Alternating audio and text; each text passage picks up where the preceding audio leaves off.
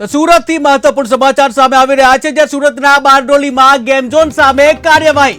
સુરતના બારડોલીમાં game zone સામે કાર્યવાહી, જ્યાં 3 ગેમિંગ ઝોન સંચાલકો વિરુદ્ધ નોંધાયો ગુનો.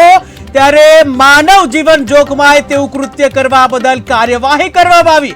ત્યારે ફાયર વિભાગની પરમિશન લેવામાં આવી ન હતી, જ્યાં ચેકિંગ દરમિયાન ક્ષતિ બહાર આવતા નોંધાયો ગુનો. તો મહત્વપૂર્ણ સમાચાર સામે આવી રહ્યા છે સુરતથી, કે જ્યાં એક તરફ જે કહી શકાય કે રાજકોટમાં જે અગ્નિકાંડ જે થયો હતો, ત્યારે સમગ્ર ગુજરાતમાં ઠેર ઠેર ચેકિંગ હાથ ધરવામાં આવી રહ્યા છે. ત્યારે સુરતના બારડોલીમાં પણ ગેમ ઝોન સામે જે કાર્યવાહી કરવામાં આવી છે, 3 ગેમિંગ ઝોન છે તેમના સંચાલકો વિરુદ્ધ ગુનો નોંધવામાં આવ્યો છે. માનવ જીવન જોખમાય તેવું કૃત્ય કરવા બદલ કાર્યવાહી કરવામાં આવી છે. ત્યારે ફાયર વિભાગની પરમિશન લેવામાં આવી ન હતી અને ચેકિંગ દરમિયાન ક્ષતિ બહાર આવતા ગુનો નોંધવામાં આવ્યો છે, કે જ્યાં ઠેર ઠેર ચેકિંગ ચાલી રહ્યા છે હાલ. ત્યારે હાલ તો જે માનવ જીવન જોખમાય તેવું કૃત્ય કરવા બદલ કાર્યવાહી કરવામાં આવી છે, જ્યાં ફાયર વિભાગની પરમિશન પણ લેવામાં આવી હતી અને ચેકિંગ દરમિયાન ક્ષતિ બહાર આવતા ગુનો નોંધવામાં આવ્યો છે.